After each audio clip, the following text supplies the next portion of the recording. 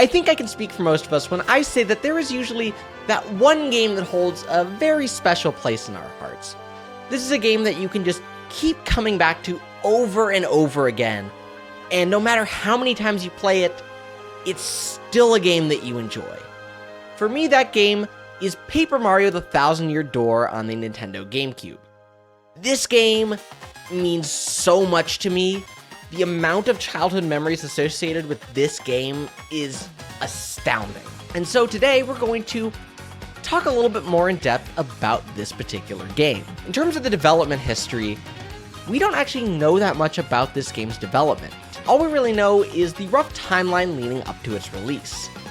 On August 21st, 2003, Nintendo of Europe had confirmed that there was a Nintendo GameCube Paper Mario title in development.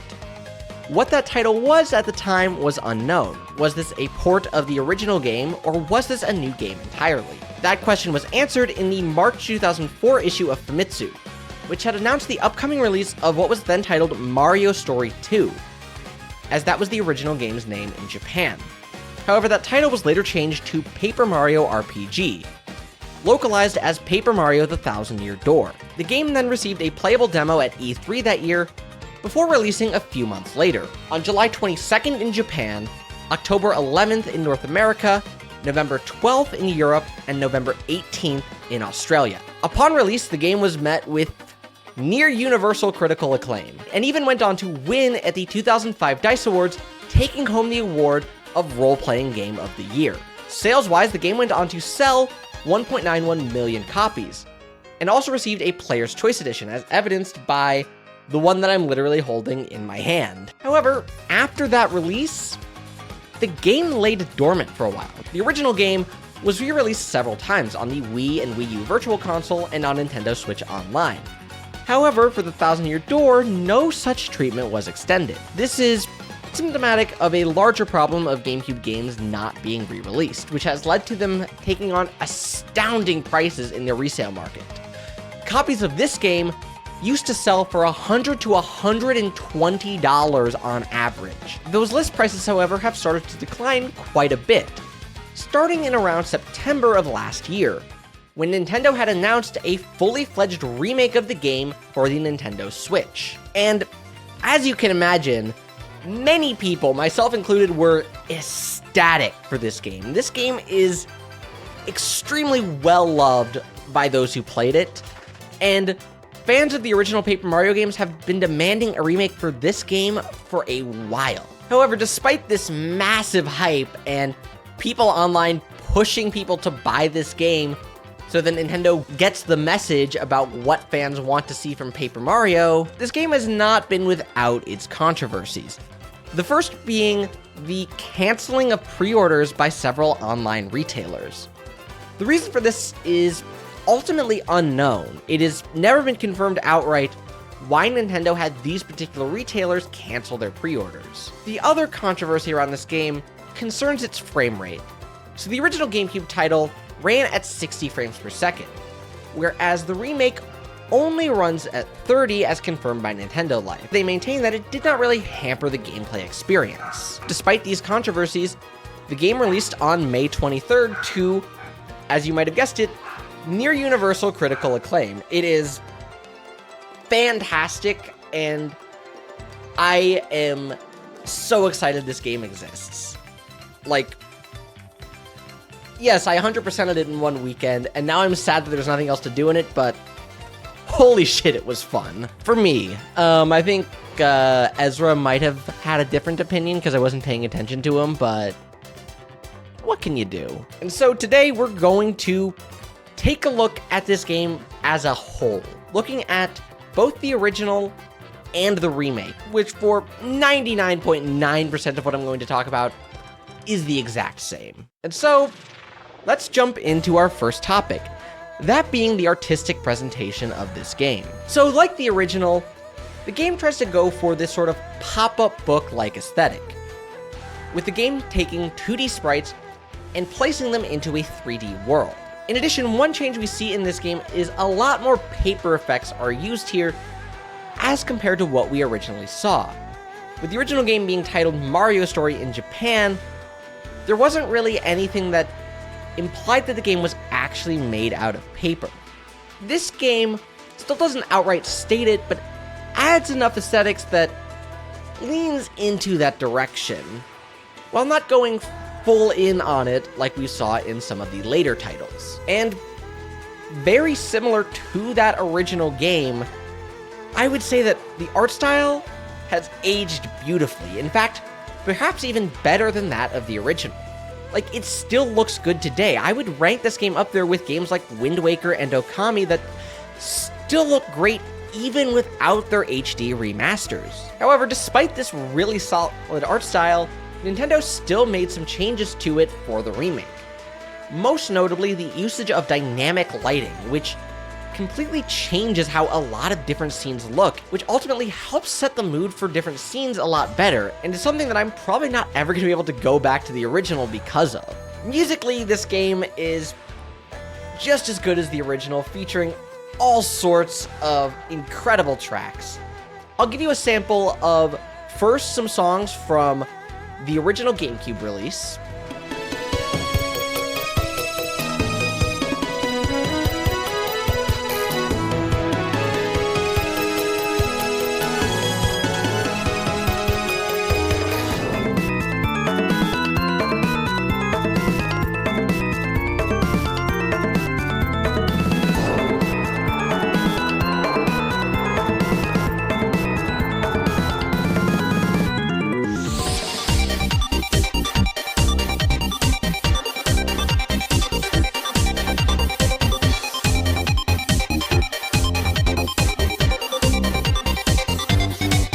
And now I'm going to have you listen to a few songs from the remake.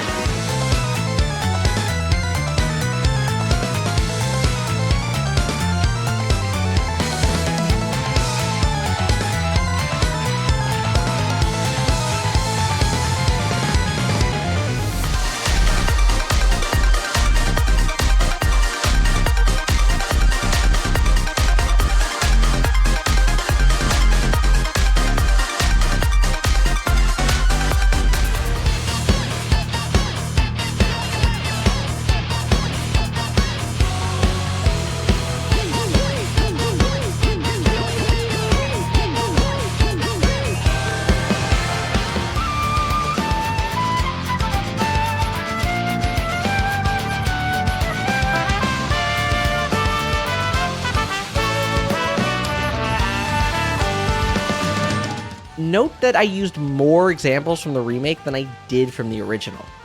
That's because the remake actually introduced several new tracks, most of them being in cutscenes, but a few being used for specific battles.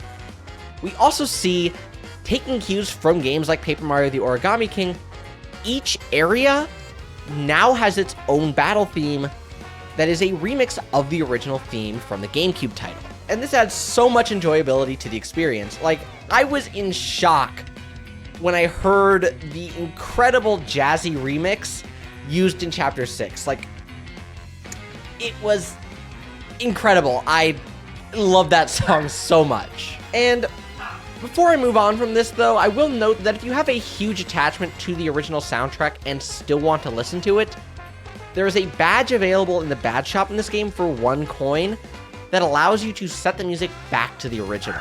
But moving on, let's talk a little bit about the world of this game. So while the original game took the Mushroom Kingdom and sort of expanded it from a series of levels into an actual lived-in world, this game takes us outside of the Mushroom Kingdom. This game takes us to the town of Rogueport and its surrounding areas.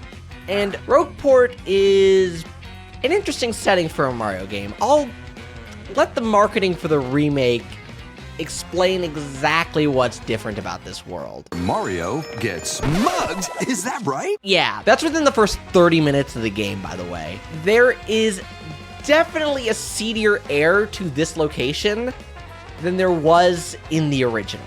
And that's part of what gives this game its charm, is this unique world that is different from what you see in other Mario games, but still feels at home within the Mushroom Kingdom, as do all of the surrounding locations. Some of them have fairly unique aesthetics, but they still feel like they're part of the Mario world. In addition to all these unique original settings, this game also draws a few inspirations from Super Mario Sunshine. Most notably the Piantas and Shine sprites making an appearance in this game. We also see a small few references from this game's sister series, Mario and Luigi, in the form of Beanish characters and Coca-Cola coming over from Mario and Luigi Superstar Saga, which was released only a year prior to this game. However, with that out of the way, let's start to talk a little bit about how this game actually plays. So if you saw my video on the original N64 game, the gameplay is like 99% the same. You explore a 3D world with a fixed camera angle, using Mario's partners and various abilities to overcome obstacles and solve puzzles. And then you get into battles with enemies where you take place in turn-based combat with an active component to either enhance your damage or reduce the damage you take. In terms of exploration, while it's mostly the same, some new abilities have been added to increase Mario's toolkit. The first being the ability to turn into a paper airplane from certain locations, allowing Mario to fly over gaps. The second being the ability for Mario to turn on his side and fit through small spaces. Mario can also, in that form, roll up into a paper tube to roll under crawl spaces that he otherwise couldn't enter. And lastly, Mario is able to fold into a paper boat, giving him similar mobility to what Sushi's ability gave him in the original game. Mario's hammer upgrades also give him a new ability where he twists himself up before releasing a spinning attack. While not used that much, it's still used in a few locations. You wanna be in the video, buddy? Wanna be in the video? Come on, buddy. Let's be in the video. Another upgrade that Mario receives is that to the Ultra Boots, where he now can perform what's called a spring jump, allowing him to reach up, allowing him to grab onto pipes above him. Okay, I will let you go. Another minor change to the exploration is that in the original, it was physically impossible to enter water without Sushi. This game, however, has made it that Mario can fall into the water. However, that water is infested. Let's just say that Rogueport has a man-eating piranha problem. Like, everywhere. Including this rich family's swimming pool. That can't be legal. That's gotta be a safety violation. I mean, I guess they're rich, so they can just pay off the inspectors. However, the most significant changes to this game come through its battle system. The first and most prominent change that you will see is the introduction of the audience. In the original game, the battle system was more or less in a diorama-like setting. This game moves it onto a stage, leaning into the idea that this game is a theatrical production of sorts. And this is not just an aesthetic decision either. The audience plays an active role in the combat system. Like in the original, Mario is able to expend star power in order to use special moves. In the original, Mario gains star power at a fixed rate. This game, however, the amount Mario gains is dependent on audience reception. Having a bigger audience nets you more star power, and you get even more when you perform action commands correctly, as well as perform optional stylish cues, which the game does not normally broadcast to you, but if you can pull them off, you gain an insane amount of star power per move used, making specials exceptionally valuable in this game with how fast you can build up star power. The audience is also able to throw things at the player. In some cases, they're beneficial things like items or coins or some HP recovery. However, some enemies will throw some less than friendly things at the player. In that case, the player is able to press the X button to eject that member from the audience. However, if you make a mistake and scare away a helpful item, you may also scare off a few other audience members as well.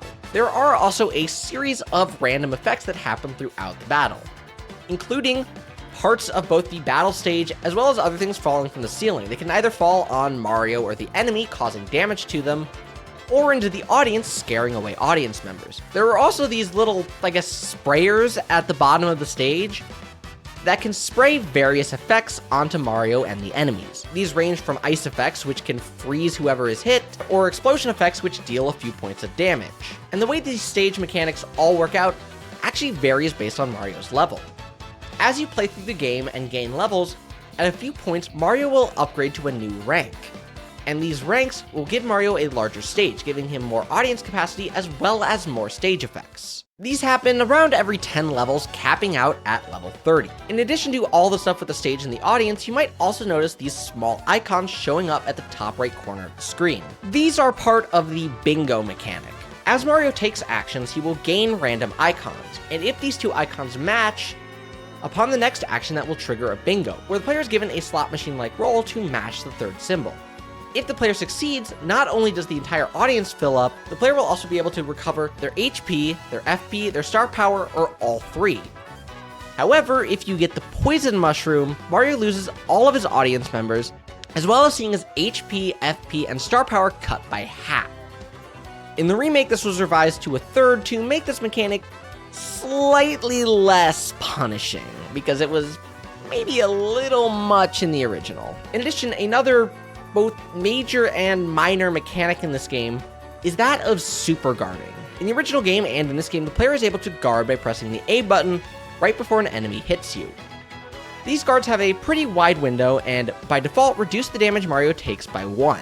A super guard, by contrast, is where the player presses B right before an enemy hits in a much tighter window. Doing so takes no damage, and if the enemy made direct contact with Mario, that enemy takes 1 HP of damage. And now this mechanic is not necessary at all to get through the game. You can get through the entire game just fine by regular guarding. However, it is another option for those who want to test out their skills and, play around with a little bit more of risk-reward mechanics. And this was actually one of the major concerns with the remake when it was revealed that it runs at 30 frames per second.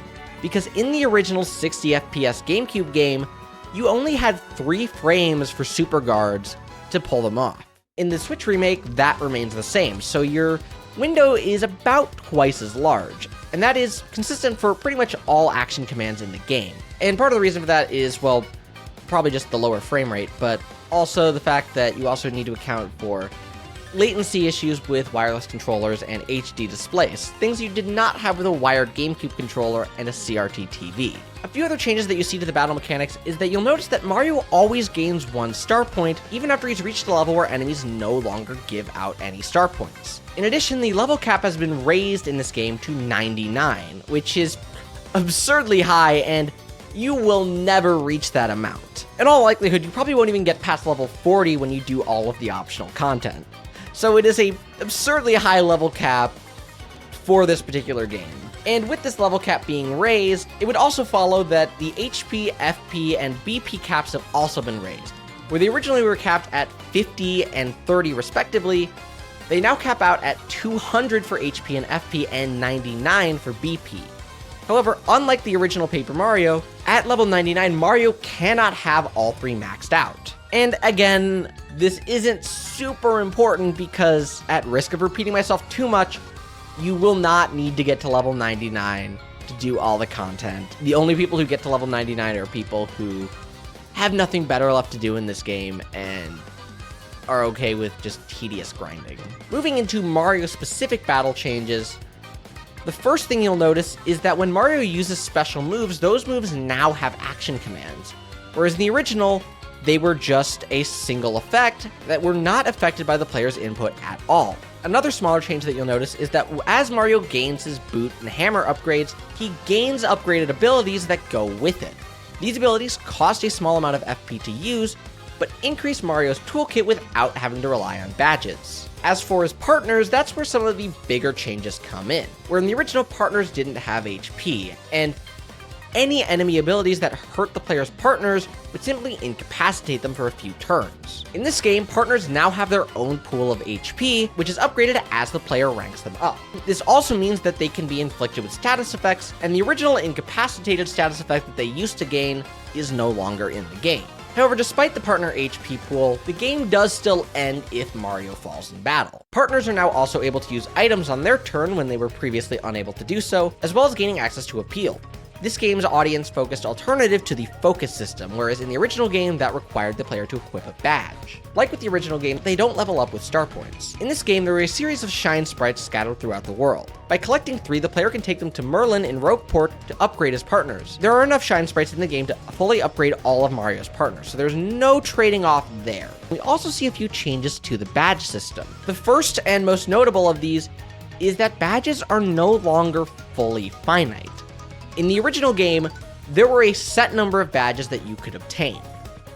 This game changes it to where there are set badges that are found throughout the world, and on a playthrough, there is a guaranteed copy of each individual badge that you can get your hands on. The player is also able to gain more at random from enemies. And now there are some badges that are more one-off that can only be obtained through one method that aren't dropped, but there are a fair number that are. Some badges that say unlock more jump and hammer abilities for Mario can actually be stacked to increase their potency at the expense of increasing the FP cost to use them. And due to a lot of the partner changes, there are also a series of badges that affect the player's partner, denoted by the P in their name as well as this little icon in the corner. These badges more or less have the same effect as the version for Mario, except they affect the partner. That's pretty much all there is to it. The player is also able to sell badges to the badge shop in the game. However, that is not a one-way transaction. The player is actually able to buy back any badges they sell from the badge shop at any time. Obviously, they're more expensive to buy back, but that does mean that you cannot permanently lose any of your badges. In terms of optional content, it's pretty similar to that of the original. There are a small handful of collectibles that the player can obtain, most notably getting at least a single copy of each badge, obtaining at least one of each recipe item, collecting all the star pieces and shine sprites. The latter of those two actually unlock a special art and sound gallery in the remake. In addition to the collectibles, the player also has access to side quests through the Trouble Center. The Trouble Center is essentially a series of quests that the player can take on. They can revolve around either minor or major characters throughout the game, and often take Mario back to previous locations. These help expand the world building and make these places feel a little bit more lived in. And yes, they do tend to mostly be fetch quests, but there aren't actually all that many of them. The player only really unlocks around 2 to 4 per chapter, usually only 3. So if you do them as they come available, it's honestly not that bad. And rewards-wise, it's mostly items and coins. There are a few that are kind of important. First one being the one that's necessary to unlock 2 item recipes, which is necessary to unlock most of the recipes. The second one is the one that gives the player access to their optional party member, Miss Mouse, which is something the original game did not have. There were no optional party members in that game. And honestly, as far as she goes as a character, I use her in a few places, but she's not the greatest party member in the game, if I'm honest. Another side quest that exists outside of the Trouble Center is one that unlocks after Chapter 5, which is necessary to fully upgrade the player's partners. So, at a bare minimum, I would recommend at least doing those 3 quests. And for the one for the recipes, you don't even have to go out of your way to do it. You literally can just pick up the item while you're exploring in Chapter 4, and then just drop it off. In addition, there is also one last piece of optional content, but I'm going to save that until after I talk about the story because it's mostly a post-game feature. In terms of gameplay elements that are specific to the remake that weren't in the original, I already mentioned that the timings are a little bit more forgiving, but another more forgiving system is the fact that the player now has the option to retry a screen when they die. So in the original, when you died, you just got kicked out to the title screen and you had to reload your last save, and you just hoped it was recent. This game is a lot more forgiving in that, which is in line with how a lot more modern games tend to feature their design. They don't tend to punish you as hard. Now, this retry mechanic can trap you into some bad situations, as in the case when you retry a boss fight, if that boss fight is triggered automatically upon entering the room, if you retry, you cannot open the menu and change your badge setup at all. You have to go in with what you had the last time and just try again. That includes a fairly notorious optional boss that you fight after about 3 hours without access to a save block. So be forewarned about that. The game also reworked a pair of rooms from the original game into a new warp room, which unlocks warp pipes to the various settlements throughout the world as the player completes the various chapters. This makes a lot of the backtracking for side quests significantly better than they were in the original. as the player now gains earlier access to these locations, as well as quicker access to some of the locations that weren't warpable to in the original. However, with that discussion of gameplay out of the way, let's talk a little bit about this game's story.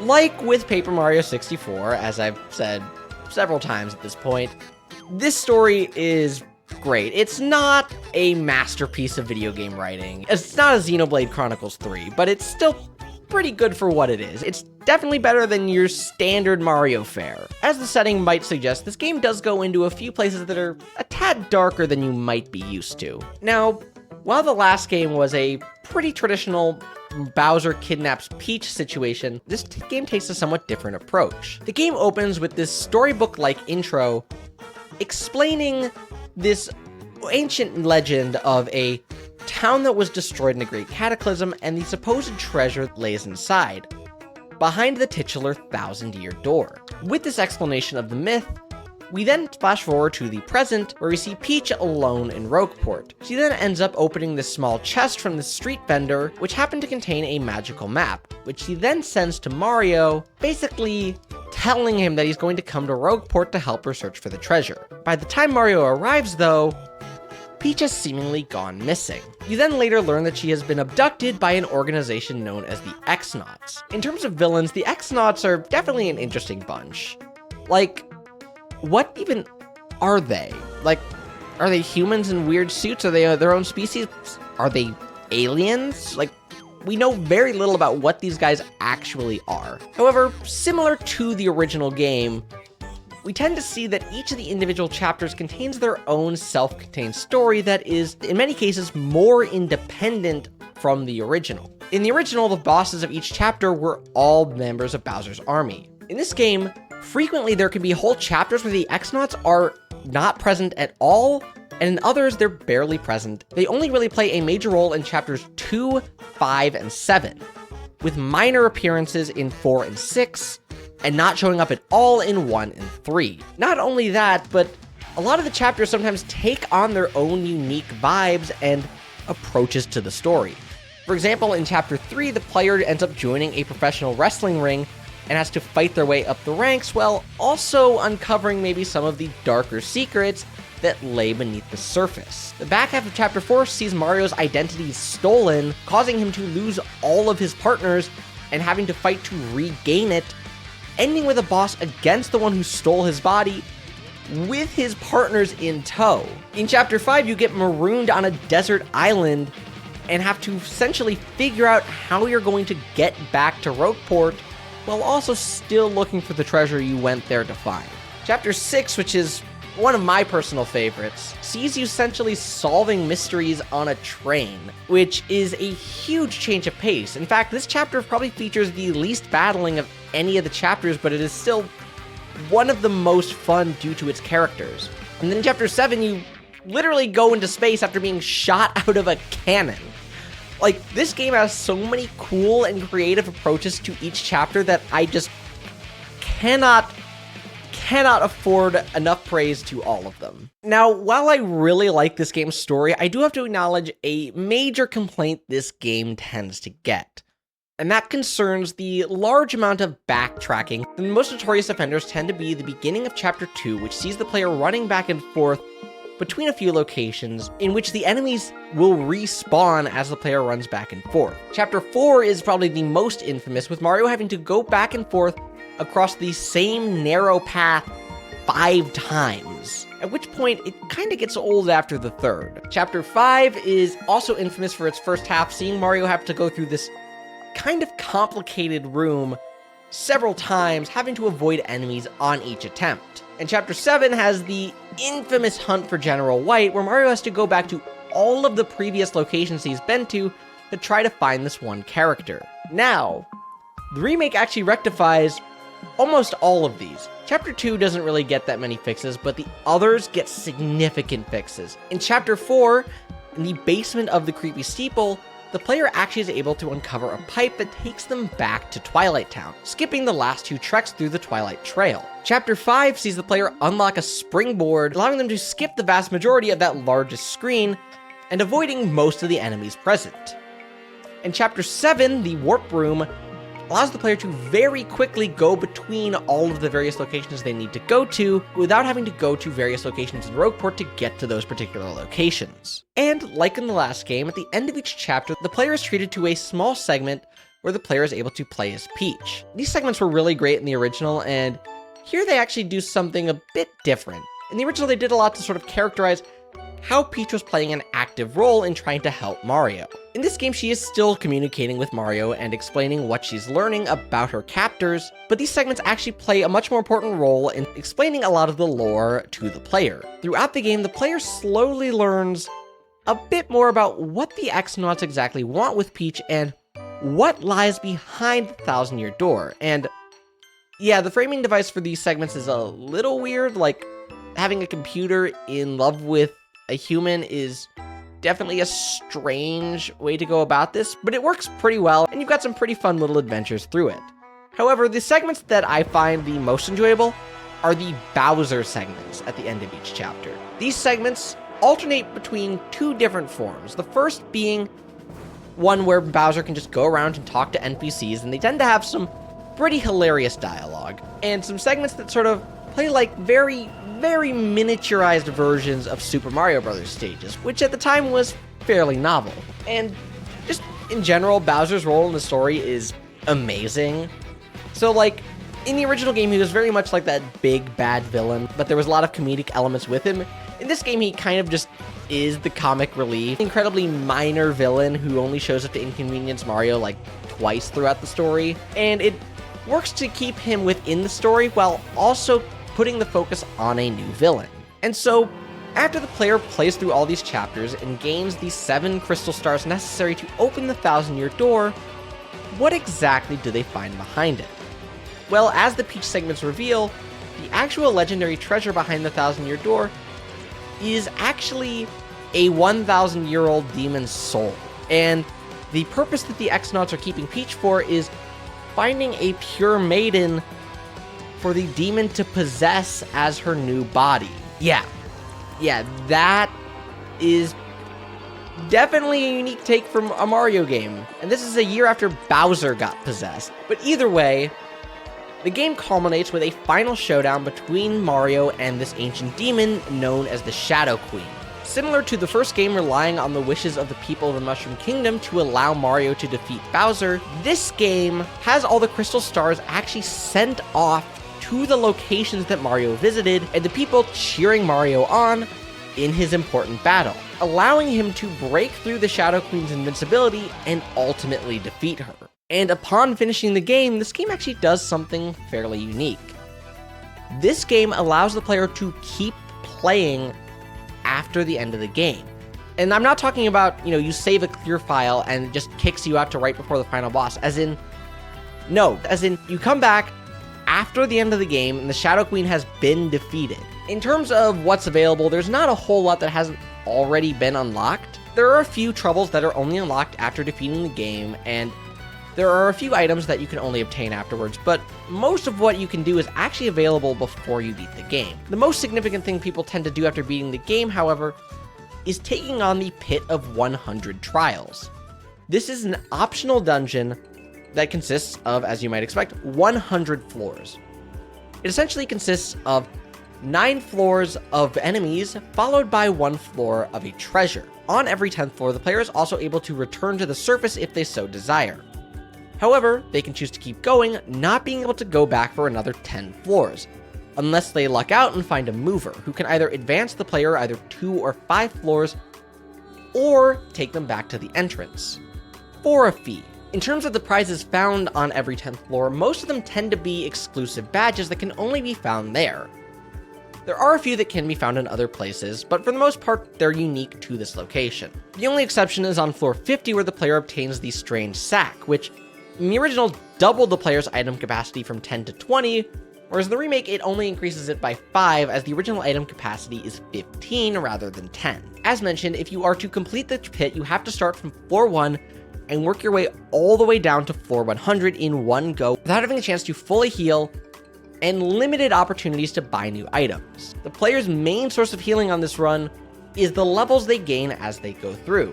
However, for the first like 50 or 60 floors, if you start this after finishing the game, you're not gonna gain any star points from these enemies other than the one you get for defeating them. Those first several floors are not going to be that lucrative, but those last few that are actually really tough are where you're gonna gain the majority and probably level up a few times before you're done. Now, a change that seems to be ticking a lot of people off for some reason is the fact that you can retry a floor if you die, which doesn't completely erase the challenge because when you retry the floor, you don't get fully healed, so you have the same HP and FP that you had before you died on that floor, and you don't gain any new items. You have to still make do with the items you have, so you can still force yourself into an unwinnable situation where your only recourse is to reload your last save file and erase all your progress. And if you manage to make your way to the 100th floor, you get a special treat.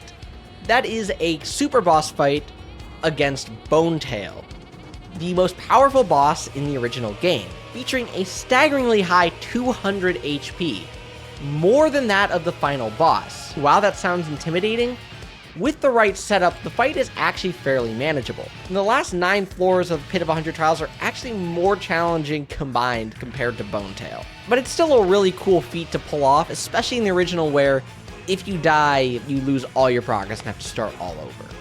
And this is also the fight that I mentioned earlier that if you die on this fight and hit retry, you have to just start over. You cannot alter your badge setup or what partner you're starting on. That's where you could potentially trap yourself in a no-win situation if you're not careful. Now, while I said there's no real post-game content in the game, that's not entirely true. The remake introduces 2 new exclusive post-game super bosses that you can fight that are both stronger than Bonetail despite having less HP. The first is Prince Mush, the first champion of the Glitz Pit from Chapter 3.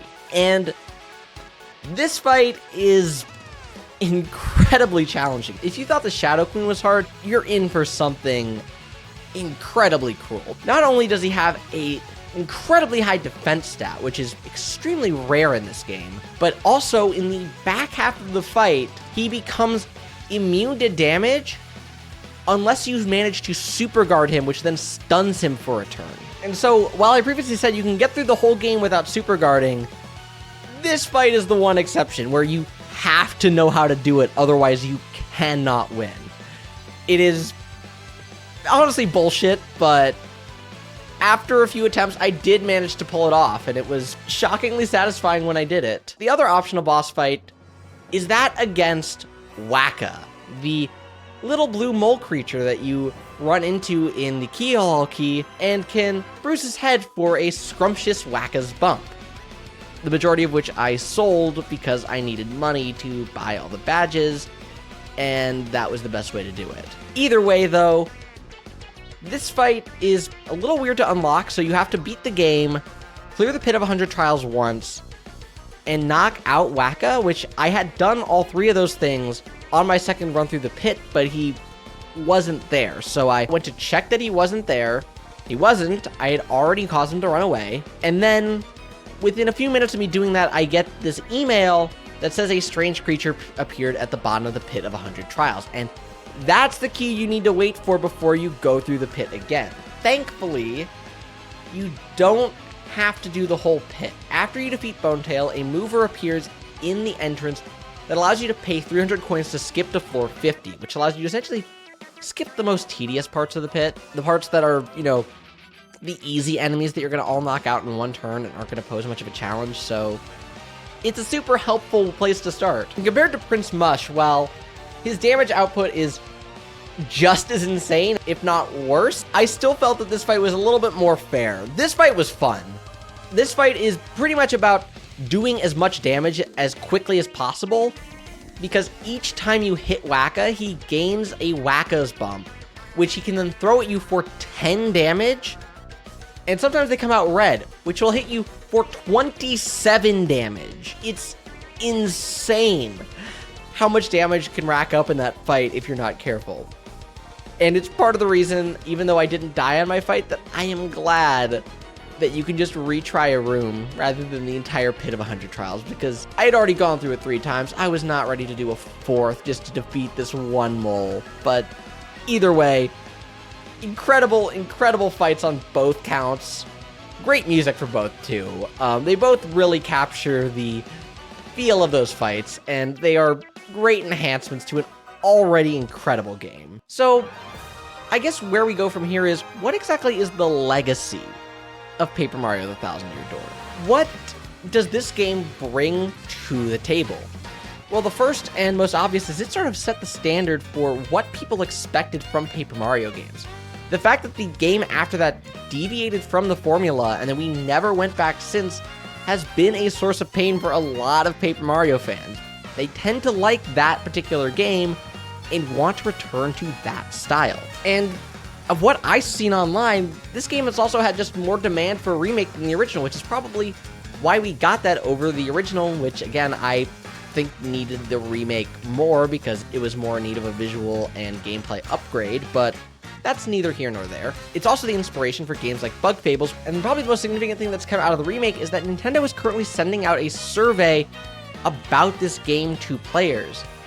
And while I have yet to get one, even though I played through the entire game, so hint hint Nintendo, I would like one too, because I have things to say. It could just be because my Nintendo account is registered to an email I don't actually use anymore, and also the fact that I never actually claimed my points for it. I should probably pop my game back in my Switch and do that real quick after this. But either way, my hopes are high that this survey is helpful in giving Nintendo insight to what people actually want out of a Paper Mario game, because I would love to see a game like this on the Switch. Compared to the Thousand-Year Door, Paper Mario the Origami King had significantly better level design, in my opinion, so if you could combine the mechanics of the older games with the level design of the newer games, I think that would be the perfect Paper Mario game.